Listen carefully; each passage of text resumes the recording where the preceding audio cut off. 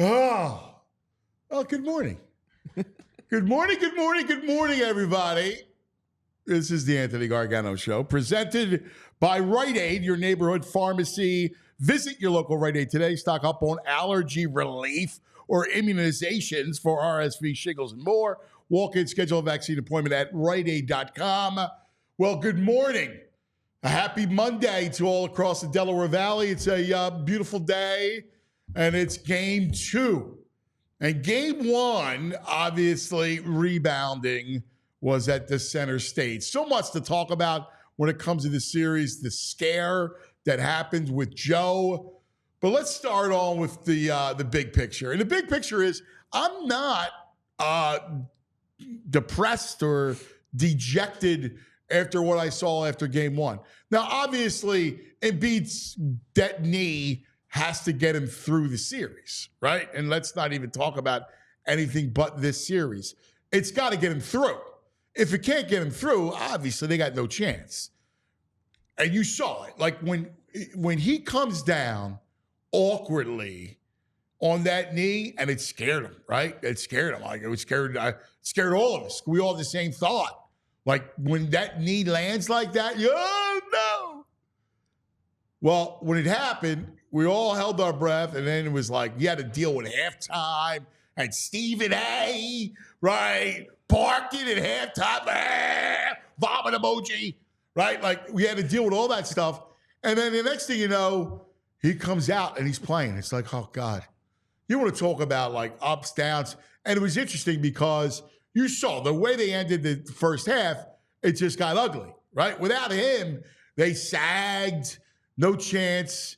And then he comes out and they immediately get back in the game. Now, obviously the rebounding was the story. 55 boards for New York, 33 for the Sixers. They got 23 offensive rebounds. Now, Thibodeau likes to crash, right? Like he likes to send everyone to offensive rebound, which is a rarity in the NBA. A lot of coaches are afraid of runouts, and so they don't crash the way Tibbs likes to crash. And it was just frustrating as all get out because you get those stops, and then the next thing you know, there's another possession, and then another possession. And like that is how they're going to try to grind you. And they have to match. Then the whole series is going to be a miss because they're not out-talenting you. Talent is not the problem in this series. Grit is the biggest issue. Tenacity is the biggest issue. Want is the biggest issue. And again, as long as Embiid's on the floor, it's going to come down to those three things because that's what the Knicks are going to try to do in this series. They're going to try to bully you. They're going to try to rebound, second chances, defense, muck it up. Like, that's it. And you saw it. First of all, nobody can stay with Maxey, right? Like, they tried everybody on Maxey. They tried Anunoby on Maxey, and they're not working, right? Jalen's not working. Like, nobody can stay with Maxey. Athletically, the Sixers are superior when it comes to with that matchup with Maxey.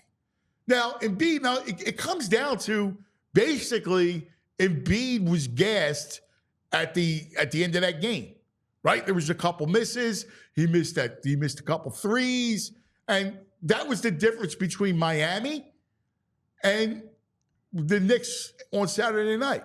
It was just that. I mean, it was let's face it, it was a yin and yang game at the end. And Josh Hart made shots, and the Sixers did not. Now, a couple things are entirely frustrating, and it begins with Tobias Harris. Like, dude, you gotta give me more. He had 9 rebounds. Now, I grant you, he was part of the rotation on Brunson, and the rotation of defenders on Jalen Brunson did a great job.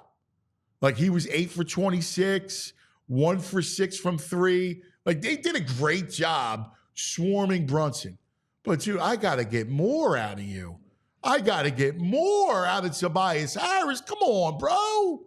This is the plus. I know it's the same thing over and over and over again. But look, otherwise I can't have him on the floor. And I hear people talking about Ricky Council, and I go, at this point, energy, I'm looking for it. I'm looking for it. There's some. I just can't have that. I'm scared, or I'm just disappeared. He's not even scared as much as he's the friendly ghost. He just is a ghost, right? In that game, like you just don't see him. Like to disappear with 10 people on a floor is a skill, and he's mastered that. I can't have it. This is the playoffs. I need grit. I need the grind out of Tobias. And then the bench, just got annihilated, smoked. You saw the bench. The bench, you had, 42-7. They got outscored on the bench. 7 points. That's all you had off your bench. And again, Buddy Hield. Same thing, 2 shots and out. I think Nick Nurse needs to come up with a better solution, because the problem is you need Buddy Hield to give you at least what McBride gave you, right? Miles McBride, Deuce, gave you more, and you got to get some of that from Buddy Hield. You got nothing from Buddy Hield in game 1. I got to have something from him.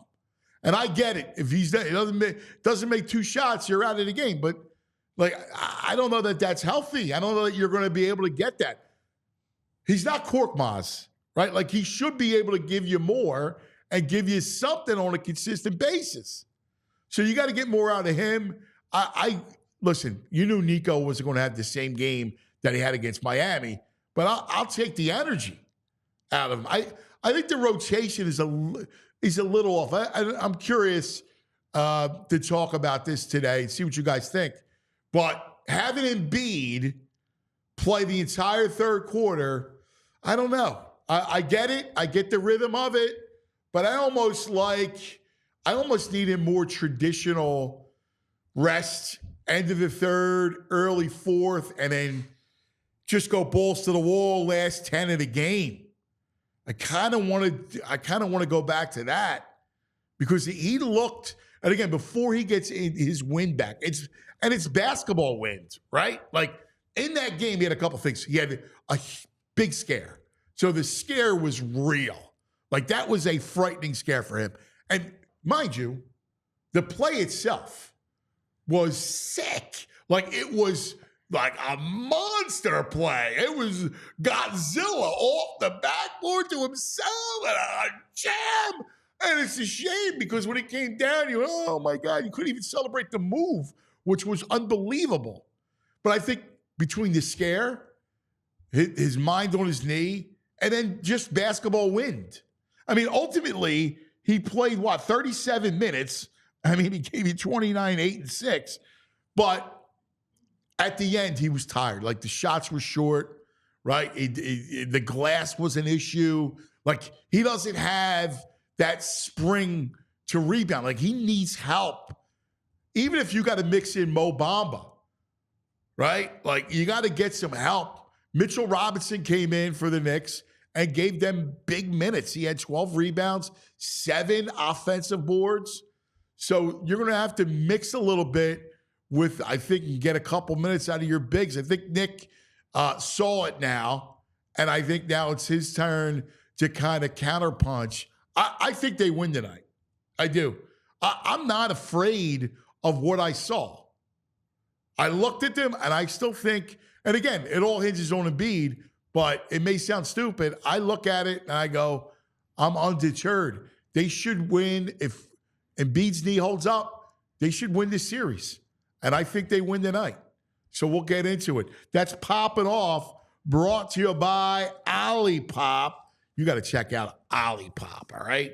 And you're going to love it. The new soda that's actually good for you, but it tastes great. Find it at Wawa, Olipop.com. Good morning, JP. Buenos dias, cuz. We got to give a quick yo to AJ. He actually tweeted to us because he had the Ollie Pop root beer float for the game. Get out. And he tweeted that to us. Really? So shouts to spill my AJ. coffee. I can't do that. Yeah. We got shouts to AJ, but now because game 1 loss, and listen, we're not going to focus on Joel in the long term. I'm going to wait to see what he looks like here tonight. But I think that there is things that can be fixed that can make it a different story here. You nailed it all with your opening monologue. Obviously, the offensive rebounds were big.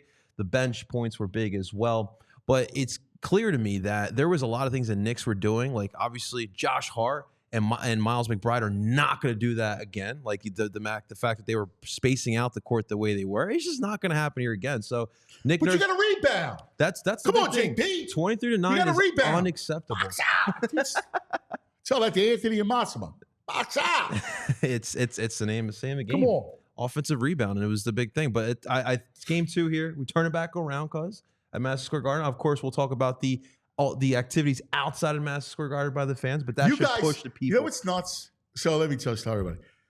They're obsessed with the New York fans. So right off the bat, JP, before we talk about that, like the game itself, like I want to dive into the matchups. Like I want to get into that sort of thing, right? These two, JP, Andrew, even VG, talking about obsessed by the Knicks fans. You guys are obsessed with them. Oh my God, they're horrible. Cares? They're like us. They're exactly like us. You guys are making alibis for us, like we're at the Masters, right? Amen corner. Like that's who we are. Stop. That's they burned Joel's jersey. Yeah, well, guess what? Give me a Brunson jersey and a lighter. I'll set it on fire too. We have not been perfect. In our history of sports fans in Philadelphia, we have not been perfect. Because since that Michael Irvin situation, when have we booed in a live game an injury like that? That was if you watch the broadcast, dude, it's fake. Put the volume up when Joel went down. You can hear the cheers. You can hear the Dude, that's bad. Look, listen, that'll be karma. And they'll have to answer to karma, to basketball karma. And this is my thing though. That's no different than we are. You don't think that people were gleeful over Strider getting hurt? But that's different though, because it's not in a live game like that. We got that news right after. People can do their thing right behind their phone. Let me ask you guys a question, because I know this is a big deal. Like, what do you guys care about the Knicks fan? Like, they over celebrate. We overdo it too. No. We're actually not that different than they are. We're East Coast. We love our squads, and we're actually similar. Because them saying we want Boston was hilarious. I love that. The fact that they were already wanting Boston after just winning one game of best stuff. It's like they won that's the NBA hilarious. Finals. That is hilarious. But the fact that they were cheering Joel, they were saying F Joel outside of Madison Square Garden after he got hurt. What's wrong with that? I don't agree with cheering on injuries, cause no, of course not, because we're sportsmen. Sports people cannot. It's bad. You never cheer injuries. You never root for injuries. That's always been a thing. Like if you're a competitor, you want the best. You want to play the best. That's the truth of the matter. However, like F Joel, like we haven't done that. Like, come on. Like, what are we, the Saints? Like, what? Stop. But that's our guy. They're nasty New Yorkers. I know, they are nasty. That's why. He was with them on Saturday. I can't stand them. I know. Listen, I They're agree. like rats. They are rats. They are nasty. Smelly I agree rats. with you. But that's who they are. Like, we're not, again, we come from the same passion in rooting for our squads. Like, that's who we are. Like, we can't sit here and go, like, you guys were obsessive. I wanted to talk about the game, like, in little intricacies. You guys all, and now, in fairness, Andrew watched the game in Manhattan. I did. Knicks country, like, man. really, terrible. You could throw a basketball to the Garden. I could, yeah. It was terrible, absolutely terrible. It's just the smell, the people. It's overcrowded. I just can't do it. I will tell you, there is a stink that we had to it. I agree. You know, listen, VG brings this up, and he's not wrong. we cheered and had bleep Millie signs from the Vikings. You remember Millie? Well, You remember Millie from the Vikings? She was a 90-year-old lady. And we're yelling bleep Millie. Millie's a 90-year-old woman. But that's all right because we've that's done us. some weird that's stuff for sure. But my whole so point. Wait, you're all right with bleeping with yelling bleep Millie. Bleep Millie? Bleep Millie. The Vikings fan? Yeah, I'm fine with that. This. They're not Eagles fans. Who cares? Okay, but my point to you is you can't now get upset that Knicks fans are doing their thing. Like, listen, they're our enemy. They're like, they're now my cousin's like my brother, right? So I love my cousin. But they're a cousin you hate, the Knicks fans. They are, yeah. But we're related. Make no mistake. We're related. We come from the same pool, cesspool. Yes, we do come from the same cesspool, gene pool. I mean, look, we're 90 miles separated. That's not a lot. Yeah, it's But right. if you ask someone from Des Moines, Iowa, to differentiate New York and New Yorkers and Philadelphians, you really think they could do that? Nah. They're not going to understand the delicacy of the accent. It's true. But listen, my only point is, listen, you can have your fun. You can chant, we want Boston. Stop. Come but on. Cheering on the injury of Joel like Easter Embiid. Bunny. Happy Easter, cuz. We're Easter bros today. He's got the yellow, I got the pink. We're like Easter bros today. No, but come on, talk about the game. Let me hear about the game. So how do you feel? I mean, obviously, like that sucked losing game one. I mean, No, but how do you feel about the series? The series, I mean, listen, the series is not over. And I see a lot of people complaining about that the series is over, that the Knicks have figured this out. No, like I think Joel Embiid, we're going to see that needs. And I do need to see how he plays and how he does feel, because look, once he went down and they did the over the head angle, when he, like, you see that face, like he was just scared. I'm literally like, no, this is not happening. He's a dramatic dude, right? Like, but the thing is, we don't know. But that was fraud. No, dude. Listen, I agree with you. That was frightening. Your phone blows up. I'm sure we were all having the exact same conversation throughout the Delaware Valley. I was just pacing. Over. It's over. Like, everybody felt the same thing. It's over. Here it is. This is what we're, and then you got people today. See, that's why you got to trade them. That's why you should have traded them. See, I mean, you can't. Like, you got to ride it out. Like, you got to ride out a dominating force like Embiid. You got to ride that out. I mean, you saw what happened. Like, you're in a hurry to trade him for what? Like, what are you going to get? Stop with the trade. That's because just pray and don't offend the sports gods. They're just tired. But you saw how big it was. Like, he went down, the Knicks, and then in the second half started going on a little bit of that run. But he's just that important to the game. He creates some momentum. He's that. You talk about that offensive rebounding. Him out there is gonna make such a huge difference. Curious how Nick Nurse is kind of counteract to that. Twin Towers possibly, but I'm with you. B-ball Paul, he just lacks like IQ, like basketball IQ. It's funny because we had this conversation about, like, do you try Reed as a 4, right? Do you try to mix things up? I don't do that. I mean, I might mix in Bob at times and see kind of where you're at depending on the matchup, where they're at. Yeah. You got to get more rebounding, though. And listen, it's incumbent on Tobias. It's incumbent on Kelly Oubre. Like, offensive, rebounding and protecting the glass on the defensive end is a team deal. Like, what they do is they crash. Yeah. Not a lot of teams crash. A lot of coaches are afraid of runouts, so they don't crash the glass. The Knicks crash. That's part of how they play the game.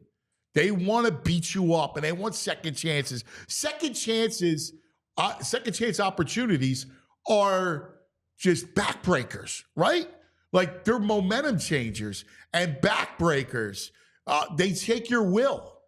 That's why you got to protect the glass. I mean, look, it's a game, and they got out-rebounded by 20. Yeah. 22. 55-33, 23 extra chances. 23 of them. It's not they have Dennis Rodman out there. You can't overcome that. No. You have to do a better job on the glass. This is like elemental. Another key point, though, because 31 minutes of Tobias just looking lost. not really providing much offense. That's big too. That's 31 minutes. That's a starter right there. I don't know what you're. He's the ghost. He was. You're right. It's 31 minutes of Casper. Listen. You have to be real with yourself. If you're Nick Nurse, you got to put Toby coming off the bench in this game here. He's not going to do that. But he's not going to take him all. He's not going to not start him. You're not going to do that because then he'll feel like he loses him for the rest of the playoffs. So he's not going to do that. But there's a way to kind of limit his minutes at times in the fourth quarter. He played the most minutes of anyone in the fourth quarter. So you might have to limit him there. You also might have to figure out the rotation. Yeah. What's the matter? No, you're right. And I was looking at the minutes. You were right. 10:25 for Toby in that fourth quarter. Yeah. Like you gotta tweak that. Yeah. Like you're gonna have to tweak his rotation. I think his rotation needs a little tweaking, especially with Joel and looking at his wind and how he finished. Now, he finished the game against Miami strong, right? He wins it down the stretch. He was utterly dominant before the knee thing, before the scare. No one, I mean, you saw him. He was ridiculous. You know what's funny?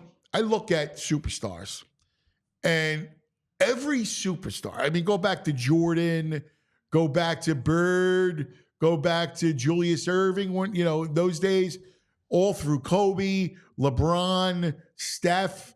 If you look at superstars, the first quarter, they defer. Like you need to get everybody else involved, right? Like that's part of it. And I think the same thing. I think what you got to do is, there's no need for him to come out and dominate the first quarter. I look to get all the guys early. Get that confidence going. Right? Yeah. And then you go unleash the beast. I think I think the rhythm and the rotation and all that stuff needs to be tweaked by Nick Nurse. Yeah. Because there's no reason. He is the beast. Don't unleash him early. You don't need to unleash him early. I agree. No. Get everybody else going and then unleash him later. And that's why we have Nick Nurse. Because listen, we talked about Doc, we talked about Brett Brown, but Nick Nurse makes those adjustments. I truly believe he's going to make those game 2 adjustments. Yeah, I believe that too. I do. There's things that could be done. I agree. I believe that. I'm with you. I feel good tonight. I feel good. You feel good? I feel good. Yeah, I do too. All right. What a week we got. Dude, it's busy. Yeah, it's a busy it's one. Awesome, right? We got Sixers tonight. We got Sixers Thursday. Mm-hmm. The draft. Yeah. And the Sixers game 3. I mean, that's going to be unbelievable in this town. It's a loaded day. So we dream of as sports fans. A monster, Andrew. It's going to be incredible.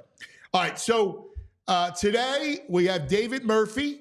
So we'll talk to David Murphy, I knew he would be a terrific columnist for the Inquirer. I love what he wrote. I think he and I kind of see it the same way. We're going to kind of dive into it a little bit. So we'll talk to David Murphy. Baldy will join us as we continue the draft talk.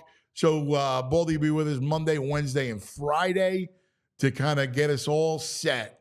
So for this draft that's coming about, we'll talk to the big brain, see where where his thoughts. He's always fun to kind of bat things around. So we have big brain daily grind brought to you by Parks. So we have all kinds of things to kind of get you going. Clubhouse at 10:30. It's a busy week across the Delaware Valley. This is the Anthony Gargano Show